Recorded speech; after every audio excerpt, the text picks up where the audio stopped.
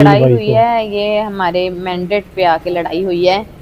कल तक जब बोन एंड कंपनी के हमायत याफ्ता उम्मीदवारान जीत रहे थे, तब तक उन्हें इस इलेक्शन पे कोई एतनाज़ नहीं था कि ये इलेक्शन कमीशन ठीक है और आपका बायोमेट्रिक सिस्टम भी ठीक है और वोट्स ठीक तरीके से डाल रहे हैं।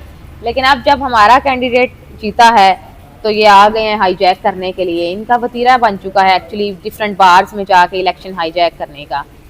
तो यहाँ भी इन्होंने फार्म 47 चलाने की कोशिश की है, जो कि हमने नाकाम की है। तो उसी तनाज़र में जो है मैं अपने वो कैंडिडेट की स्पीच के लिए गई हूँ कि वहाँ विक्ट्री स्पीच है, जनरल हाउस का इजलास है। तो मैं बून साहब से बात कर रही हूँ ऊपर खड़े होके कि जनाब आप अपनी शिकस्त तस्लीम कर लें, आप हार चुके हैं। और मैं समझती हूँ कि उनमें इतना हौसला होना चाहिए था कि वो अपनी हार बर्दाश्त करते, ना कि यहाँ आके हाई कोर्ट का तकद्दुस पमाल करते, यहाँ दंगा फसाद करते और यहाँ मार कुटाई करते जिस तरह से उन्होंने की है मेरे साथ। प्लान तो वो करके आए हैं, चूंकि इलेक्शन तो अनाउंस हो गया था, रिजल्ट हफ्ते वाले दिन ही, वो सोमवार को ये प्लान करके आए हैं। ये उनकी प्लानिंग है, एक चीज़। दूसरी चीज़ ये है कि मेरा ज़र्फ नहीं है कि मैं इखलाक से गिरी हुई बातें करूं। मैं राइटर हूं, मैं एक शायरा हूं, एथलीट हूं, तो मेरा इस तरह का बिल्कुल भी ज़र्फ नहीं है कि मैं इतनी गंदी ज़ुबान इस्तेमाल करूं। और जिस तरह से उसने गंदे किस्म के इशारे किए हैं, उससे आप ये असेस कर सकते हैं कि गंदी ज़ुबान किस शख्स की हो सकती है, कम अज़ कम मेरी नहीं। भाई वो क्या मुकदमा कराएंगे? एक आप तशद्दुद करते हैं, किसी पे हाथ उठाते हैं, फिर अगला रिटेलिएट करता है या दूसरे आपको कोशिश करने रोकने की कोशिश करते हैं, तो इसमें क्या मुकदमा तो उल्टा मैं उन पे करूंगी कि उन्होंने मेरी इज्जत खराब करने की कोशिश की है, उन्होंने बुकला का नाम बदनाम किया है, उन्होंने हमें वर्ल्ड वाइड बदनाम किया है। ये लोग हमारे काले कोट पे दब्बा हैं। मैं इन्हें वकील भी नहीं समझती, इसलिए नहीं समझती कि ये ऊपर पाकिस्तान बार में बैठे 300-400 हमें रिप्रेजेंट नहीं करते। हम जो 2,90,000 बुकला हैं, हम अवाम को रिप्रेजेंट करते हैं। जिस तरह से इन्होंने मुल्क के आइन का सत्यानाश कर दिया है, इन्होंने पहले ये केसेस के सौदे करते थे बून साहब, अब इन्होंने मुल्क की तकदीर के फैसले करने शुरू कर दिए। जनाब मैंने ऐसी कोई हरकत नहीं की, उन्होंने मुझसे तू तकरार की है, मुझे चुप कराने की कोशिश की है, वो भी बुरे तरीके से, और फिर उन्होंने मुझे धक्का दिया है, फिर मैंने उन्हें फाइल मारी है। तो ये बात यूं नहीं है कि मैंने उन्हें कुछ कहा है। दिफा का हक तो मुझे कानून भी देता है ना, कि अगर कोई मुझ पे हाथ उठाए तो मैं उसका जवाब दूं।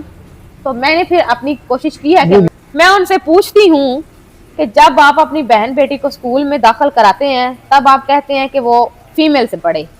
बीवी को हॉस्पिटल ऑपरेशन के लिए लेके जाते हैं तो चाहते हैं उसका ऑपरेशन फीमेल डॉक्टर करे।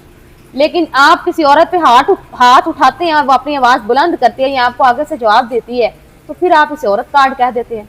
आपको शर्म आनी चाहिए इस तरह के गलत प्रोपेगेंडास को प्रिवेल करते हुए। आपके पास वीडियो सारी मौजूद हैं, ऑन रिकॉर्ड मौजूद हैं, वहाँ पे सारा जो इतना मजमा जमा था वो सारे गवाह हैं इस चीज़ के।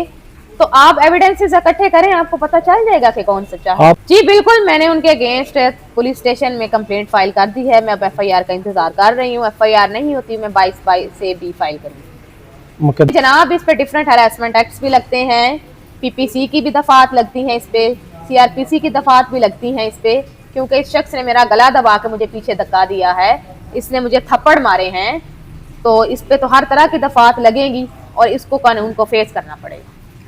खातून जो थी उन्होंने मुझे गालम गलोच की और उसके बाद मैं उनसे दूर हुआ। उसके बावजूद उन्होंने मेरे पीछे फॉलो किया, खुद पहले मेरे ऊपर हाथ उठाया, मैंने उनको फिर भी धकेल के पीछे करने की कोशिश की। इसके बावजूद खातून ने वहाँ से पेपर बुक उठा के मुझे मारी।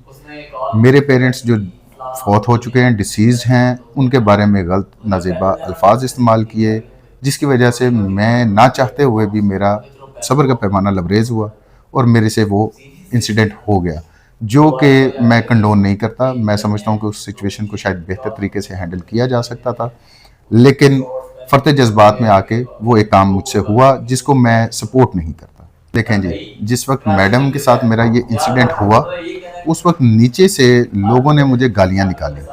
मैंने किसी सीनियर को, किसी और मर्द को, कोई इस तरह की किसी खातून को इस तरह का पॉइंट नहीं किया।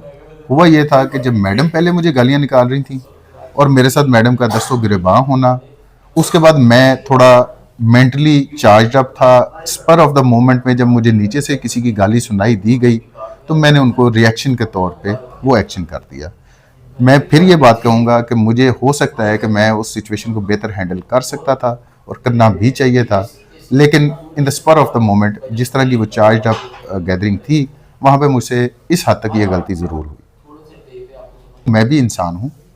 इंसान, वकील जो है वो इंसान है, इसी कम्युनिटी से बिलोंग करता है, इसी कम्युनिटी से आता है, उसके भी जज्बात होते हैं। जब आप उसके डिसीज पेरेंट्स और उसकी फैमिली मेम्बर्स के अगेंस्ट इस तरह के नाजेबा अल्फाज इस्तेमाल करेंगे, तो हो सकता है कि कहीं ना कहीं वो भी अपना टेम्पर लूज़ करे, जो कि उस दिन हुआ। वकील मुझे मार रहे थे सब्सीक्वेंटली, उनमें उनको लीड कर रहा था हसन इकबाल बड़ाइच, जो कि साबका ओहदेदार रहा है और general secretary Lahore high court का, और वही उनको चार्ज करके लेके आया था।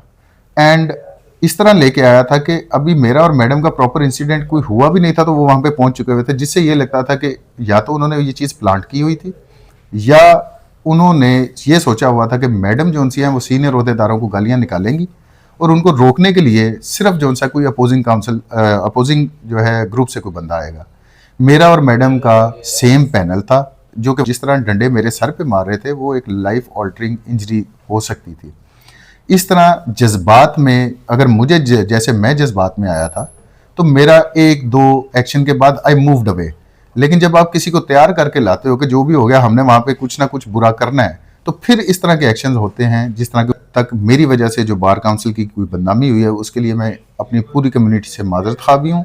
और मैं ये भी चाहूँगा कि आप जो मुझे यंग वकील या सीनियर लोग देख रहे हैं, वो अगर इस तरह की किसी सिचुएशन में इन्वॉल्व होते हैं, तो वो काइंडली मेरे जैसा रिएक्शन देने की बजाय वहाँ पे तहम्मुल और सब्र का दामन थामे।